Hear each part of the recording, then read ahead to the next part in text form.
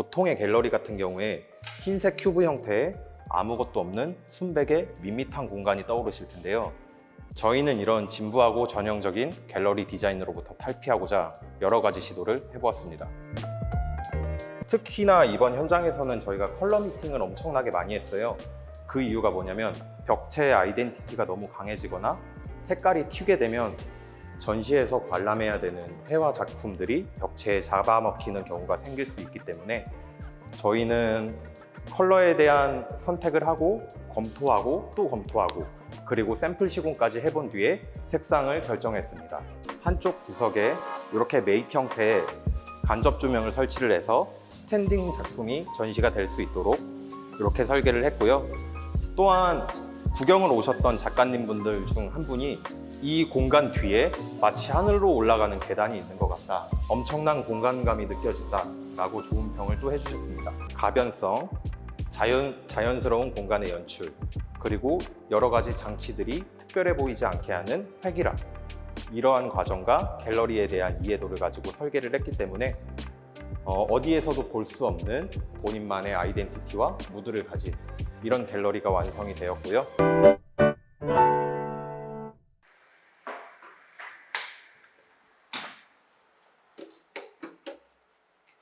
여러분 안녕하세요, 모에입니다. 오늘은 광주 신현동에 있는 복합문화 갤러리 현장에 대해 소개를 시켜드릴까 하는데요.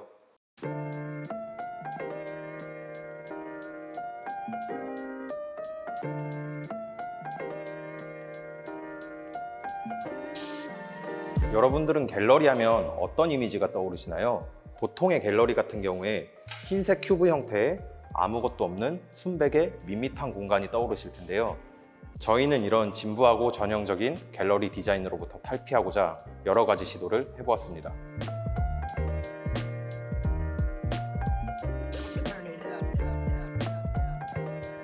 우선 메인 홀에서 보여지시는 것처럼 저희는 이런 곡선의 형태나 원형의 형태를 많이 설계를 했어요.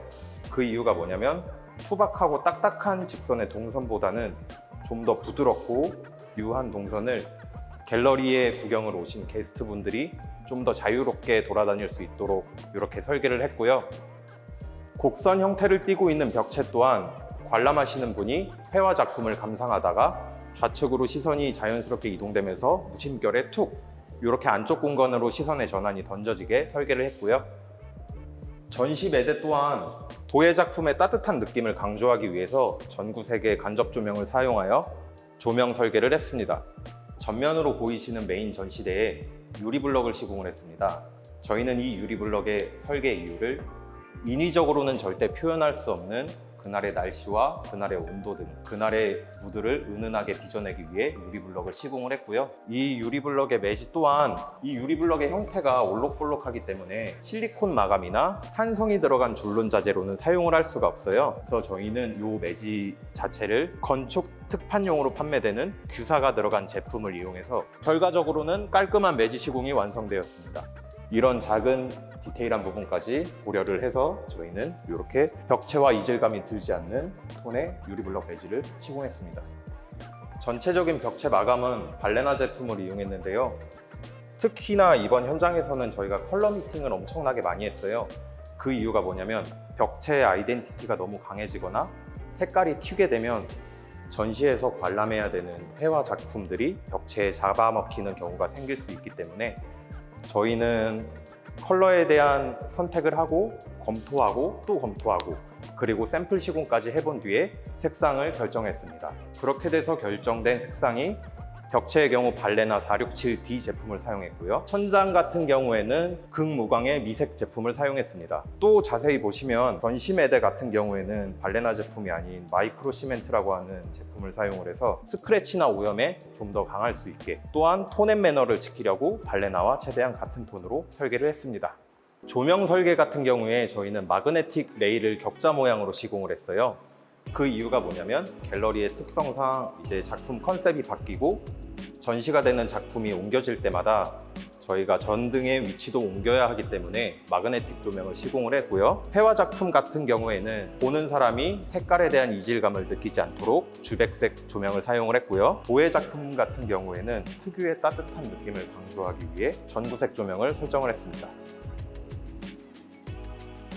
메인홀 옆에 전시된 원형의 스툴 같은 경우도 벽체와 같은 발레나 마감을 사용했어요. 이 메인홀 옆에 넓은 공간에 무엇을 할 수 있을까라고 고민을 해봤을 때 또다시 조형물이 들어가게 되면 공간의 가변성이 좀 저하가 되는 느낌이 없지 않았기 때문에 저희는 이런 이동이 가능한 원형 스툴을 제작해서 발레나와 같은 톤으로 마감을 했고요. 따라서 공간 안에 잘 묻어나는 이런 아이들이 나와서 공간 어디에 갖다 놓아도 어색하지 않게 공간과 일체화된 이런 원형 스툴을 제작할 수 있었습니다.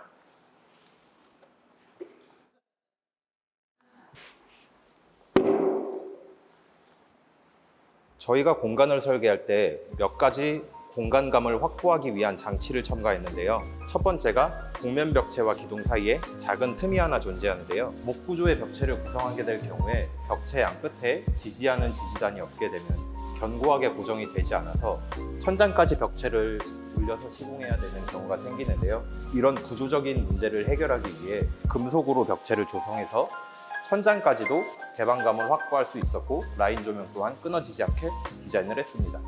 간살 루버 뒤로 보여지는 통창을 통해서 외부에서 은은하게 간살 사이사이로 햇빛이 들어오게 되는데요. 이 햇빛을 통해서 간살 뒤쪽으로 외부와 연결되는 공간감을 느끼실 수 있습니다. 또한 전체적인 그레이 톤에서 밋밋하지 않게 또 하나의 재미적인 디자인 요소가 되었습니다.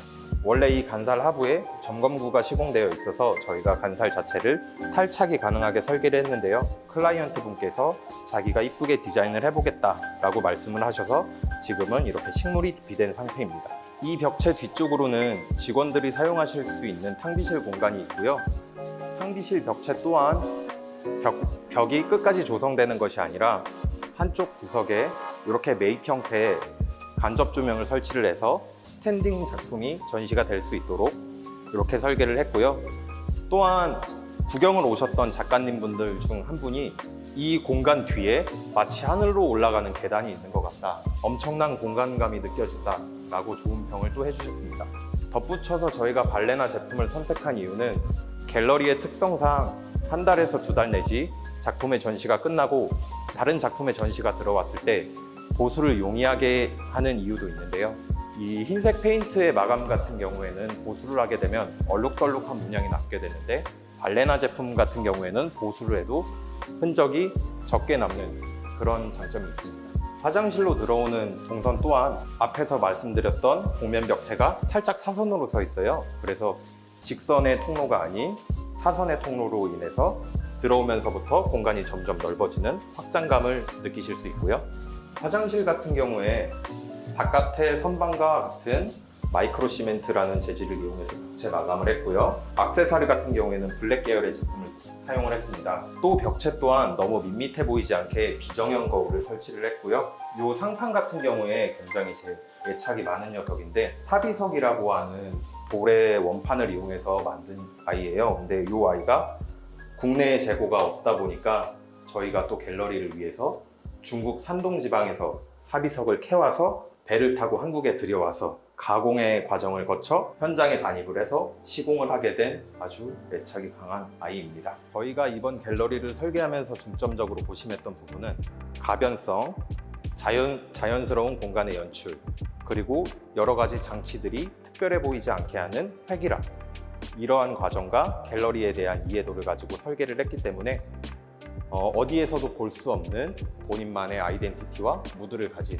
이런 갤러리가 완성이 되었고요. 오늘 영상은 이렇게 마무리를 하고요. 저희 모에 디자인은 앞으로 더 좋은 공간과 더 재미난 영상을 가지고 찾아뵙도록 하겠습니다. 많은 관심 부탁드립니다. 감사합니다.